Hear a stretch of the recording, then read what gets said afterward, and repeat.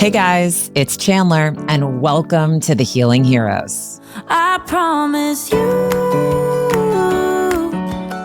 I'm Chandler Stroud, an executive, wife, and busy mom of two, who after years of living with anxiety, health struggles, and an unshakable feeling like I should be happier, made a profound discovery that changed everything. Join me on a journey where unexpected paths lead to healing and more happiness. On this show, we'll explore unconventional ways to unlock more joy in your own life with the help of my very own healers and trusted advisors, the Healing Heroes. Hey everyone, I am so excited to have Nicole back with us today. And if you missed it, I highly recommend you go back and watch the first episode that we did together on hot yoga, vinyasa yoga, basically all things yoga. It was a great conversation and you'll get to know Nicole a lot better by going back and listening to that. But today we are focused on sound healing, a topic I am so excited to dive into with you, Nicole. And for those who are avid listeners, I will tell you we are going to get into Thai massage in our next conversation together. So get excited for that. So for today, we're focused on sound healing, and we'll go into a lot more about what sound healing is and what you can expect from a sound healing session. I will tell you, I first experienced sound healing with Nicole somewhat accidentally when I took her warm vinyasa class in the town over for me. I mentioned to you guys that I take her Sunday morning yoga classes. And one thing Nicole does that's really unique to her classes is she grounds the energy in the room at the start and the end of class with her bowls. And we'll talk more about those today. But it was such an amazing jolt, like a gentle jolt at the start and at the end of that class that really stayed with me. So when she invited me to check out her sound healing workshop, which was a dedicated, I think it was an hour, maybe hour and a half session that she does and takes you on a full sound healing journey, I was really excited to give it a try. And guys, it was awesome. The best way I can describe it is you're sort of comfortably stranded in this state between wakefulness and sleep. I'd almost liken it to being hypnotized in some way, but I will say it's just a deeply personal journey. It's really unique to the individual, but you're essentially in this really relaxed and restful state, being pulled and guided forward through this cacophony of just really unexpected soothing sounds. And it was really an experience that I loved. I've also done a sound healing workshop through Katie Wee's Happy Camp, which we'll talk about at some point as well. But really excited to have Nicole here. She's led so many of these workshops and it really was such an amazing experience. I cannot recommend it highly enough. So with that, I want to hear from Nicole so we can hear more about what sound healing is, how it transforms your mind, your body. But before we get into that, let me go ahead and do a quick refresher on Nicole's background before we dive in. So Nicole is dedicated to the art of holistic healing with her own journey centering around the fusion of yoga, Thai massage, and the transformative power of energy and sound healing. Through mindful integration of yoga postures, the therapeutic touch of Thai massage, and the resonant frequencies of energy and sound, she aspires to guide individuals to self-discovery and holistic well-being while creating a space where both the body and spirit find restoration and balance. Nicole, thank you so much for coming back to chat with us. I'm so excited to have you here and to be talking all things sound healing with you. Welcome. Yes, thank you, Chandler. I'm excited to be here. So Nicole, we've already gone deep on your yoga background, and I know we're going to get into Thai massage in our next conversation together. But today I'm really excited to talk about sound healing because it's been such a unique and differentiated part of my own journey, specifically in working with you and even other heroes on the show. Can you just, for listeners who might be a little bit less familiar with sound healing, can you quickly overview what sound healing is and why people practice it for well-being? Okay, so sound healing, it can be done in multiple forms. It could be simply done in the way that I do in the beginning of a class, and it's just for a few minutes, or you can attend an actual sound bath, which is a longer extended experience. And so they're both sound healing experiences. A traditional sound bath would be about 45 minutes to an hour, and it would incorporate multiple instruments. So you have crystal bowls, you have Tibetan and Himalayan bowls, you have gongs, you have chimes, tuning forks. The list goes on and on in the types of tools that the practitioner is going to use. So whether, regardless of what they use, the sound healing is there to bring you into a deeper state of relaxation. So you would typically be lying down or maybe sitting in a meditation with the eyes closed. And there's no effort on your part outside of just being open to receive. So closing the eyes and the breath and just listening to the music and the sounds and allowing them to just flow through you organically. So this is done in 45 minutes to an hour sound bath, or it can be an experience in the beginning of a yoga class with just one crystal bowl. You're still reaping the benefits of a sound experience. So if you're new to it and you're not sure how you feel about it, having a mini experience would be lovely. And then if you had a pleasant experience from that, then maybe you would want to dive in and have or attend an actual sound bath where they would utilize various modalities and instruments and guide you through a journey. And it depends on the practitioner. So I use a variety of instruments, but some practitioners would just be using the crystal bowls, and that's fine. I just like the variety because they treat and stimulate different things within the body. Love that. Thank you for explaining that, actually. And I've done both, guys. So I've heard Nicole play her bowls at the start and end of class, which now that feel like I've been in that state and practice sound healing more, it does get me into that meditation a little bit faster than it did initially. But then I've also done sound healing journeys or sound baths, as you describe, where it's a 45-minute plus long experience. And I remember the one I did with you, Nicole, just to like set the stage for you guys. I walked in this yoga room. It was like 5 p.m. So the sun was setting. There were white pillows and beautiful instruments at the front of the room. There was like the whole room was lit up by the glow of candlelight.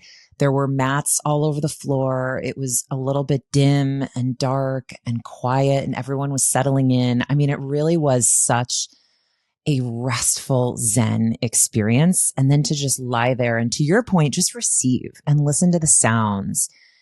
It was like, honestly, it was like nothing I had ever done before. It really was so relaxing. And I remember leaving there feeling so rejuvenated. I want to touch on something you said in your answer. You equated it more to being a form of meditation. Mm-hmm. Would love for you to talk a little bit more about that and how sound healing can help you access a type of meditation that maybe people aren't accustomed to accessing. Or if you've never meditated before, is this a good gateway to learning? Absolutely. And I describe it as an altered state of consciousness. So it's between the level of sleep and wakefulness. So you're kind of just traveling in and out. And sometimes people are like, oh my God, am I falling asleep? Am I still in my body? Am I here? Yes, I'm here. I'm here. I'm here. But you find this inner calm that is very hard to achieve in other ways. So when you're new to this practice and you feel that calm, especially if you are, really busy and you have a very stressful life, to achieve that level of calm while being awake is the most incredible feeling. We were starting right when you got here, and we were chatting before we started filming. You were saying that sound healing has really taken off in the last 5 or so years. So excited to hear more about what you think the impetus for that is, and what's so great about it. Oh, yeah, it's an incredible practice, and it's a natural practice. And so and there's so many different ways of describing it, but I think what's picking on is that people who had resistance to maybe meditation, and they go into these sound baths, and all of a sudden they're having these incredible experiences because it hits you in a different way than meditation would. And you're going through a meditation, but the sound frequencies actually move energy within your body. And the way that I like to describe sound healing, and the analogy that I use often, is if you can imagine waves or a rippling effect in a lake during a thunderstorm.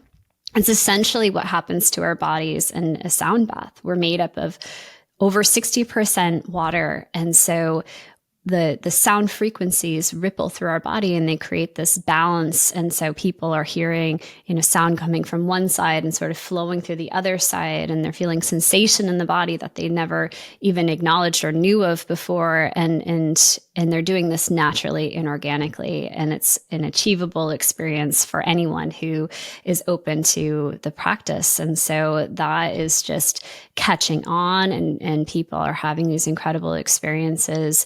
And so it's become very, very popular.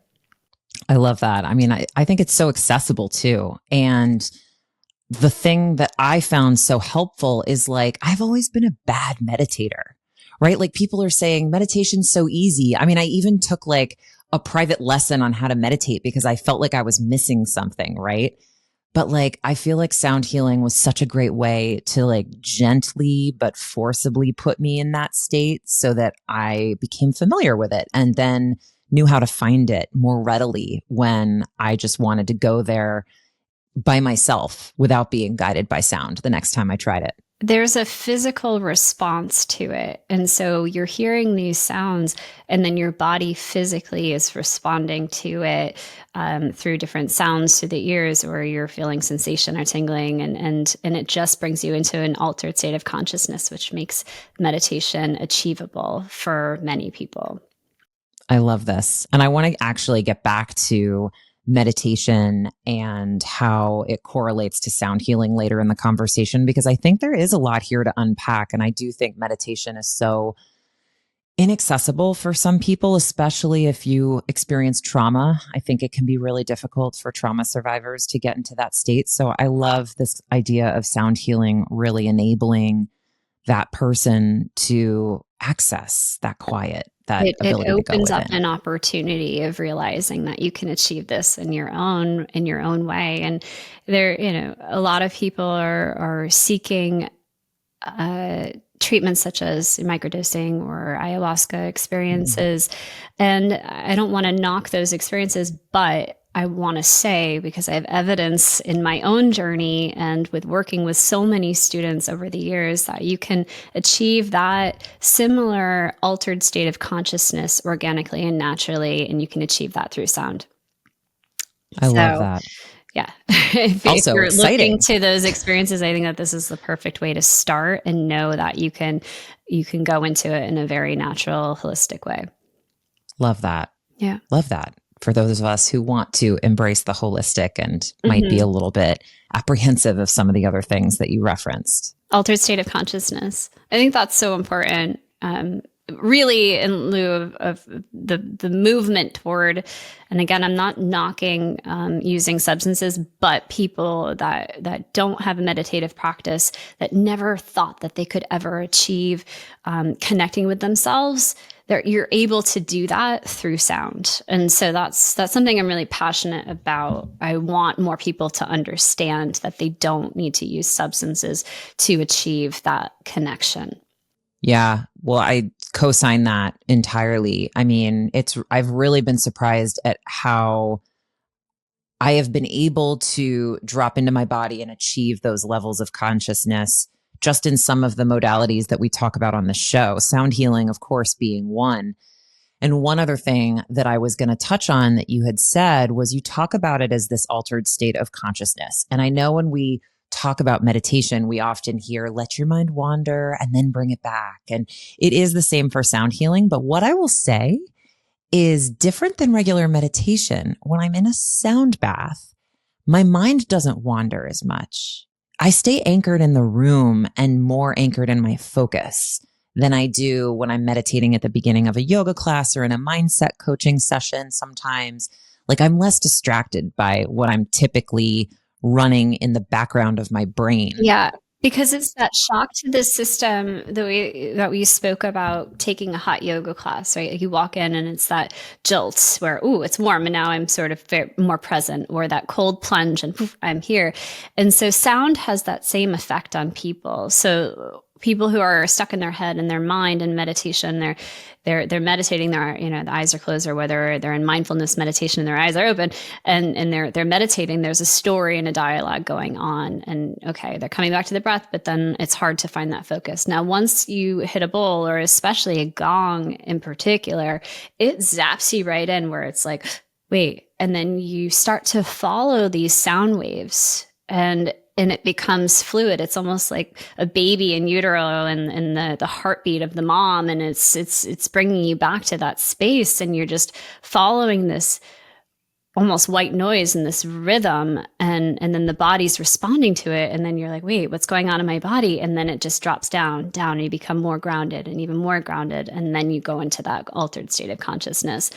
So my students that I've observed that would never be able to meditate, they are absolutely able to achieve that experience through sound, and they've grown to love it. And I've introduced it just casually by my classes, and then they start to attend these workshops and love them and find them so powerful. And finding if they're tight in the jaw, and all of a sudden they feel sensation in the jaw, and now it's softening and they're relaxing in a way that they weren't able to relax before because their bodies were just so tense and tight, and it's giving them that space to be able to let go more and more and release those thoughts and just find that inner stillness.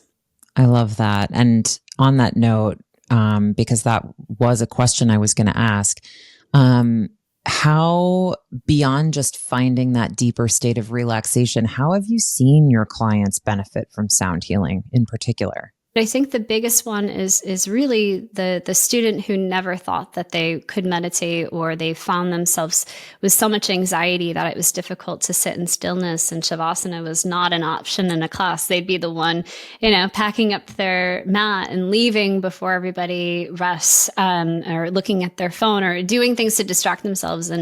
And then the slow integration of the sound, all of a sudden they're finding themselves, wait a minute, I can do this. And they're able to find their breath, and they're easing into that practice. And so that part has been so important to them, and they never thought that they would be able to achieve it. And because of the sound, it's helping support them to be able to find that inner stillness. So I think that's the biggest thing that I've noticed with my students in terms of benefiting from it, is just discovering that they have the ability within to find that inner calm, and they didn't realize it until sound. Yeah, no, I can imagine. And actually, for those who didn't catch the first episode on yoga, Shavasana is that last pose at the end of a yoga class where you lay on your back, corpse pose. You lay on your back and you just receive and basically meditate for the last couple minutes and be at rest with your body after the constant movement and flow of the class. And so often, you're right, I see women in particular, if I'm being honest, pack up their mat and leave when we get to that point in the class because they've got to get to work or get the kids to school or whatever else it is that they need to be doing. Mm-hmm. They often feel like, well, I'm not exercising or sweating anymore, so I can just get up and skip this part. Or they're, to your point, maybe uncomfortable sitting in stillness. Yeah. So I think it's really powerful to know this tool exists to help them kind of get over that hurdle. Yeah. If they feel like it has been inaccessible to them in the past. Exactly. And coming back to your thoughts and just observing your breath, which is so powerful, but I feel that that's a bit more difficult for people who are struggling with meditation, is that monkey mind. It's those looping thoughts that challenge them and make it difficult to find meditation. And so with the sound, they're no longer thinking about those thoughts because they're acknowledging the sounds and what's happening to their body and how their body is, showing sensation. And so they're kind of caught up in that experience versus what's going on in their head. Yeah. It takes you out of what's going on in your head and you feel it physically. we're moving so quickly in our lives, and we have this narrative, I need to go here, and I need to go here, I need to do this, or we get so confused because we're overstimulated. How much stimulation is around you in your day to day. And so when you have a sound bath or sound experience, you're able to find that inner calm and clarity. And I think the clarity is the most powerful, because you're resting and restoring, and your mind is clearing of all of that stuff. And so sometimes as you've cleared, then, thoughts start to come in of, oh, this is my solution to this, or maybe this is what's really been bothering me. And so you will have thoughts, but it's almost like an onion peeling the layers of what's really truly going on. And so you're able to connect with yourself in a different way and really find your true self through these experiences. You're not talking and hearing a story and a narrative. You're in your body. Nothing else is going on. You're hearing these sounds and you're feeling your body. And, so whatever is coming up for you is just stuff that you're processing that you haven't had time to even acknowledge was there in the first place. Thank you for articulating that. And I think you summarized beautifully everything that we try to teach on this show, which is we are so overstimulated. We are so busy. I think women in particular have the weight of the world on their shoulders. And it is so hard to take a moment and drop into your body and feel whatever it is you're feeling and acknowledge that and know what to do with it. Right. So many people say, like, try deep breathing, try meditation. Like, for so long, that felt really hard for me, really hard for me. So I love things like sound healing and yoga and acupuncture and all the things that we're talking about on this show to really help you get over that first hurdle of, like, here's how it can feel. I'm going to gently push you there without you needing to do anything, which is so empowering for women to just be like, okay, it's not on me. I'm not failing if I can't meditate. I'm not failing if I can't do yoga. It's like, I'm trying my best to get there. And these are all tools and aids that can help you kind of access that part of you that has felt so disconnected for so long. So I love hearing you describe it that way, because that's exactly how it felt for me. That's wonderful. I mentioned the gong briefly, and that is probably the most intense of the instruments. And so a gong bath specifically, I almost wouldn't recommend for the new person to sound. I would recommend a singing bowl and then sort of work your way towards the gong. And I always incorporate a gong within my sound baths. It's not exclusive to gong, and I'll start with other things first and then lead into it, because that can be very jarring for people who are new to sound. It's a very intense sensation, and when you're not used to that or it's unexpected, then people can get a little like nervous or uncomfortable. It's incredible. I love it. I think it's one of the most powerful, but because it is so powerful, it's just a little shocking. No, I think that's really good advice for those who are new to this, and actually leads me into my next question that I wanted to ask you. Outside of the gong, what are some of the other typical instruments used? Like, what sorts of sounds can people expect to hear in a sound bath? There's so many. And so there are crystal bowls, there are Tibetan bowls, Himalayan bowls, there are gongs, there are chimes, a variety of chimes. There are drums. My favorite drum is called the ocean drum, and it creates this sound that's like the ocean. And it's definitely a favorite among my students. Every time I play it, people are like, what is that? And so it just, I almost want to move with it, because it creates that oceanic sound. So there are different drums that people use. There are tuning forks. And so it goes on and on. What I see most common now are definitely the crystal bowls with a few chimes sort of scattered in, and gongs as well. The crystal bowls mimic our bodies. So it's the internal function within the body. And so it's more of a physical experience with the body. But the drums, that's more of an earthy sound. The chimes are nature within animals and birds and that type of thing. The ocean drum that I mentioned is the ocean. So they all have a different purpose. So that's why it's nice to have a variety of instruments, because they're facilitating and treating all different parts of your body and creating a more versatile experience, versus if you were to just go to a crystal bowl sound bath, would be more of like one specific experience, which is more of within the body. Very cool. It always comes back to nature. It always comes back to nature. Yeah. Yeah. And so what's interesting with all of these tools, or specifically the crystal bowls, they align to your chakras. So we have 7 chakras. For each bowl will correlate to a different chakra depending on with the practice. I have all of them, but it resonates to a different part within the body. And so what's fascinating is that some noises, some sounds can be irritating or triggering to people. And because of that, it's typically a blockage within that specific chakra. So, I don't really like this sound. It's making me uncomfortable. And now it's connected to my throat, which is my jaw. My jaw is feeling tension. And so it's just moving energy. So when people feel that sort of irritation, sometimes if they don't have that awareness, they'll be like, oh, I don't like this. I don't like this. But when you understand that maybe that's a blockage and it needs to move and I can breathe into it, oh, it's okay. I do like this. I'm safe. I'm okay. So it's important to explain that.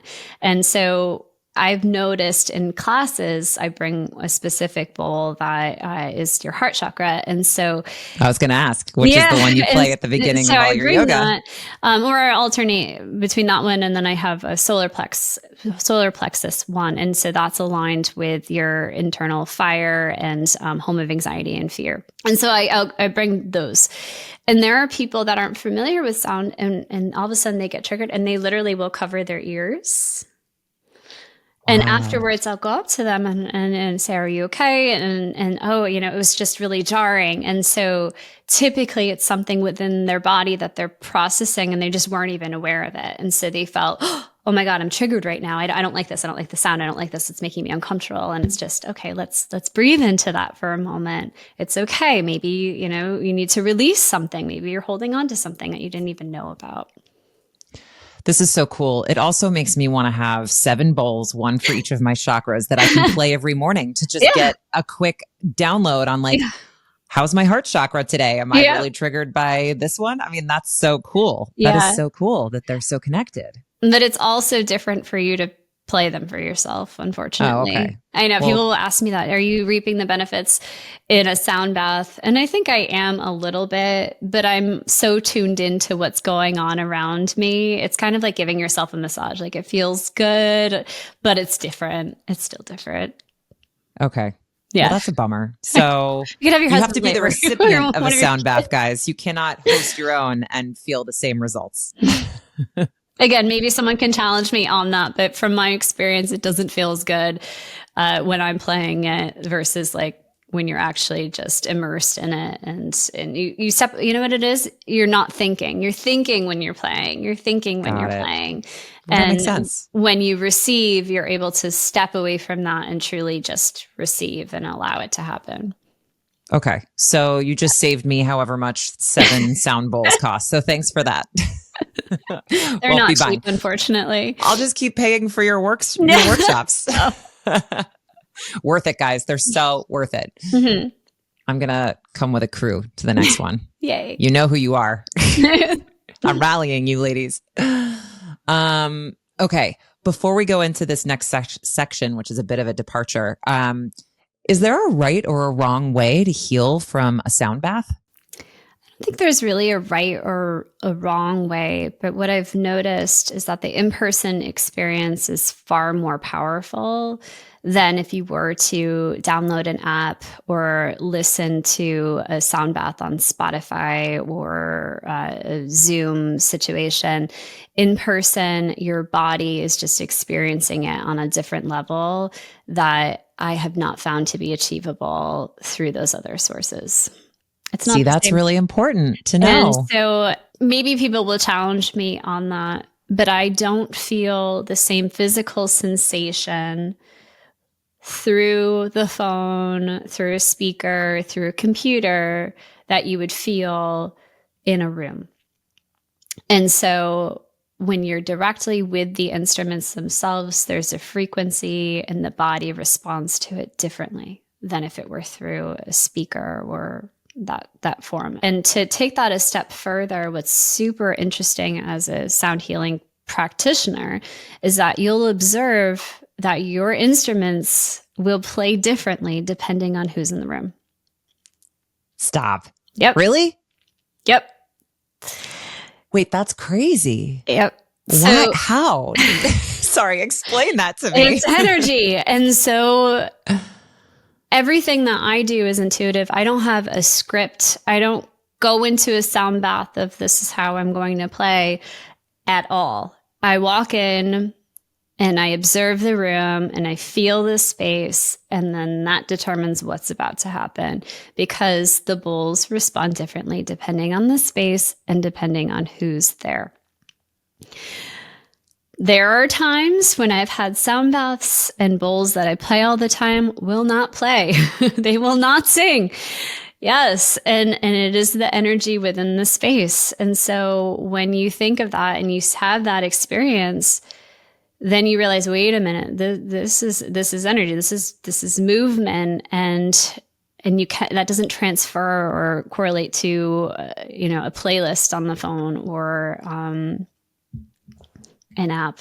It doesn't. It's nice to listen to, but you will not have the same experience as you would if you were to actually attend an in-person sound experience.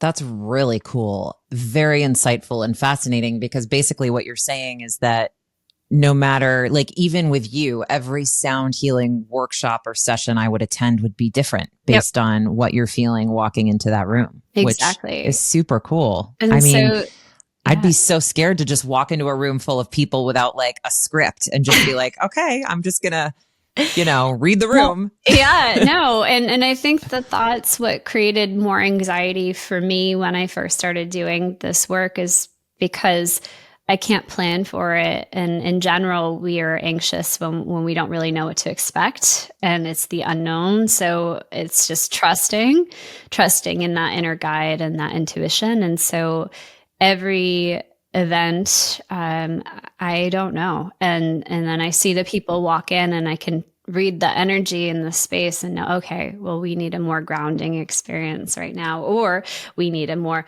uplifting experience, or we need a more love focused experience. And it just completely depends on who's there.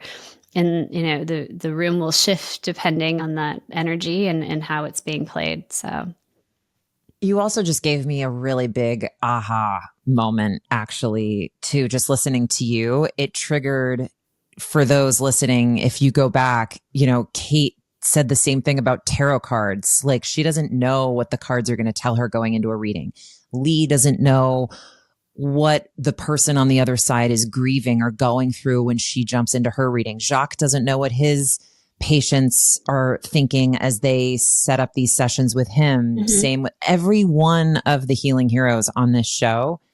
Don't have some script, or like, it really is so personalized to the individual. And I think that's what's so powerful about these approaches, is that they can really shape and shift to the energy, the person, the problem, whatever they're navigating in that moment in time. And it feels so personalized. And that's what makes these things so effective. Yeah. It's like every time I've worked with any single one of you, you've worked with me, not, 1,000 versions of me. It's so custom to what I'm feeling and the support I need in that moment. And I love that you're saying that about sound healing too, because it hadn't occurred to me that that's how that works also, but that makes total sense. And every experience will be unique depending on where you are in your journey, and your healing journey will determine how you experience that that session or sound bath or experience, and it will change depending on the group that you're in, whether it's in a specific space. The space will determine it, and the people within it will determine your experience.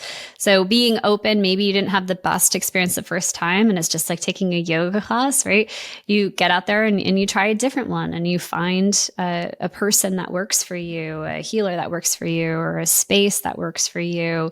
And, being open to having a different experience and not attaching to it, knowing like that's perfect and where you are in your journey in this moment. I love that. Thank you for sharing that. I'm learning so much today. This is so cool. I'm also like going to go online and be like, when is Nicole's next sound healing workshop? I'm in for all of them. I mean, kids sports aside here, but I know it's so such hard. a crazy time. Yeah. But I loved the first one I attended with you. So I would love to do more. It was so nice to have you there. I'm just so curious, Nicole, what was it about sound healing that first intrigued you, and how did you get started with it? What does it take to do sound healing for others? Yeah. So it was so organic and how I found sound. I wasn't even seeking it, didn't really know about it. And when I first started doing it, it wasn't really that common. So I had my first sound experience, and it was a combination of a yin yoga class with sound. And I loved everything about it. I found it to be so powerful. And then I was working with a friend, and we were doing restorative yoga, and she had a bowl and she played the bowl. And I just had this very emotional experience with her. And I just was like, where did you get that bowl? What is that bowl? I have to have that bowl. And so that was my first bowl. And I bought a really big one. And it was a combination of your throat and your third eye chakras. And so I love it. It's still my favorite bowl. And when I received that bowl, I just started playing it. And then I would sort of bring it to places, and then I would buy another one, and then I got another one. And then it just became bigger and bigger. And I started to bring them to classes. And so for me, it's been a completely intuitive experience. I taught myself how to play them. I attend tons of sound baths all over, I don't want to say the world, but I've traveled a lot, and wherever I go, I'll find one and I'll go and I'll see what they're playing and see how they're doing it. And then I'll buy the instrument and the tool and start playing. And then that's how I've grown to acquire all of the different tools that I have. Again, for me, it's an intuitive experience. It is not scripted in any way. I play solely on what the energy is in the room and what that person needs. And I intuitively can feel that. And so, okay, well, today I'm going to, ground a little bit more. Maybe this person needs the gong more than the bowl. And so that's just kind of how I play off of it. It's such a powerful thing. I love it so much. And I've had such incredible feedback from all of my students that have attended, because they felt that sort of unique connection. I love that. And I think that's also consistent across a lot of the approaches we talk about on this show. You don't have to be a professional. You don't have to know what you're doing the second you dive in, whether it's tarot or myofascial release. Like, there are ways to dabble in this and get curious about it at home. So I love that you're kind of endorsing that and suggesting people don't stress so much about the perfect way to do it, and just try it and see what resonates. Way to anything. It's, this works, and this sounds great, and this feels right, and just trusting that inner guide. What has been the most surprising thing you've learned or seen along your journey to heal others with the power of sound? There are certain students that will cover their ears. So that like true visceral response, and it's really uncommon. It doesn't happen very often. And so those would be the students that would be most resistant to any type of meditation. And they're not the ones that are attending a sound bath. They're the ones that would come into a power yoga class for the intention of power yoga, and here I have sound. And so I kind of surprise them, and it's that surprise. And so the visceral response, again, it's so intense and intimate, and all of a sudden they're feeling things that maybe they're not ready to feel. And so that's been most surprising. because it actually validates how powerful the tool is and how powerful the practice is that, if you're not expecting it, that you could have that sort of response. So to actually see that, to validate, oh, wow, it is working and it is powerful, that's been something that's been interesting to observe. And I try to explain that always. And again, when I start a class, I'll say, I'm going to ground the energy in the room with a bowl, and then I'll play. And at the end, I'm grounding now, because if you just start playing, people are they're not expecting it, and they might have more of a reaction. So to give them that sort of warning of this is what's about to happen, and then, oh, okay, now I'm prepared. And then you'll have the students that will know to just put their hands over their ears.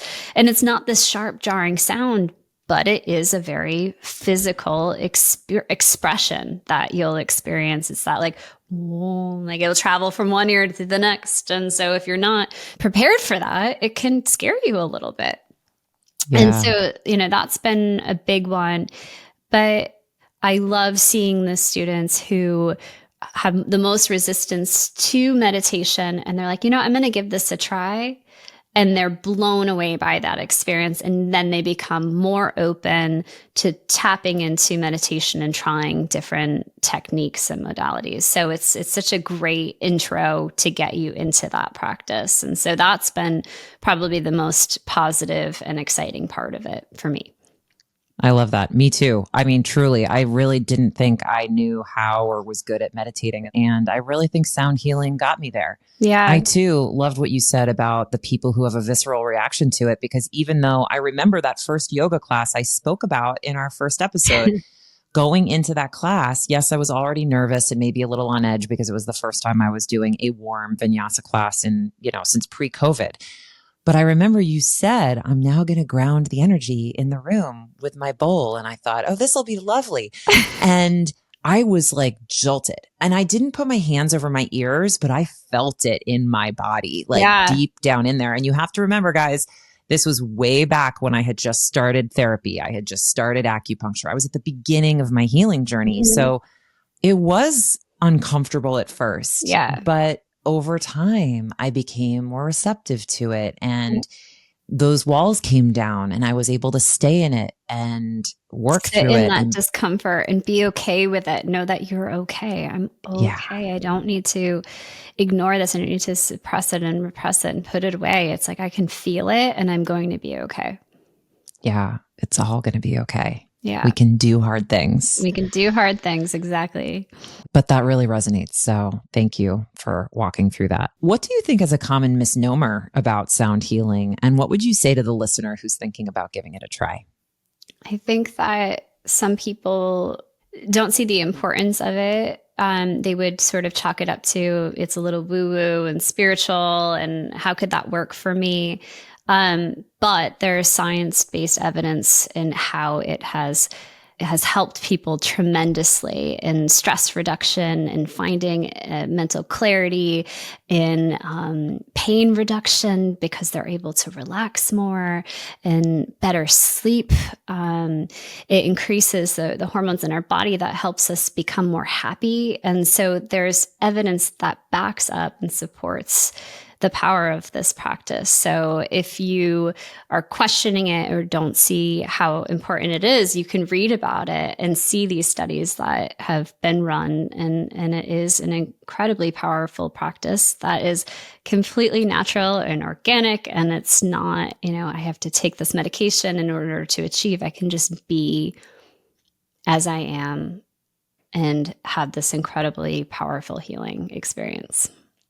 I know you talked earlier about how it's very different to use an app on your phone versus attend a session live. So I may already know the answer to this question, but I want to ask it anyway for listeners who are at home and may not have access to a sound healing session or sound bath nearby. Do you have any suggestions for how people can dabble in sound healing at home if they're not ready to attend a live workshop? Yes. So you can, to familiarize yourself with the music and to get more comfortable with it, you can download one of the apps and listen to a sound bath. You can go on a Zoom meet or listen to the music through Spotify so that you can get comfortable and you can create a practice around that. And then from there, when you're comfortable, finding a local sound bath, and it doesn't have to be a big setting. A lot of the events that are hosted are 5 to 10 people, which is small. So you could even get a group of family members together, or close friends, if you're uncomfortable in going to a public event. You could have your own little event and have someone host it for you of 5 people or 3 people, and have that experience. I know there are salt caves that have very intimate experiences with 2 to 3 people, and That's you cool. could set it up for 30 minutes, or it would be a little bit shorter than a full sound bath experience of 45 minutes to an hour. People are offering them in parks. People are offering them at yoga studios. They're offering them at different gyms, through their houses. And so once you look into it, you'll see all of the offerings that are going around, and, they can be large events or small events. So depending on what you're most comfortable with, and it will determine, what you would like to do. And so start small and dabble in it by, listening to the music a little bit, and then maybe attending a crystal bowl, sound healing initially, and then working into going into a bigger experience, or then ultimately a gong bath, which is probably the most intense. I love that. Okay, I think that's so helpful for listeners who are really curious and interested to hear more, and you aren't ready to go and be present with others in a sound bath or sound healing session. It sounds like some of the apps you referenced in today's episode, and some of, whether it's even dabbling in their own bowl, like you can familiarize yourself with those sounds before you go into a live session if you're uncomfortable with it. Thank you so much for being here, Nicole. I always have so much fun with you. And today especially was such an insightful conversation. I certainly learned a lot about sound healing and have loved my own sound healing journey with you. And I'm sure listeners also got a lot out of today's conversation. So thank you for being here and sharing your wisdom and experience with all of this. Thank you so much, Chandler. And it's so much fun chatting with you too. And you're such an incredible student. And I love having the opportunity to be able to share this information with you. So thank you. Aw, thanks, Nicole. Feelings mutual. I don't know. I wouldn't be here without you. And to those tuning in, if you liked today's discussion, please share it with friends, and don't forget to subscribe. You can also visit healingheroespodcast.com to get resources, meet the heroes, and share your ideas for future episodes. Thanks for listening, everyone. And until next time, remember, be curious, be courageous, and be kind to yourselves. You've got this. Thanks for listening.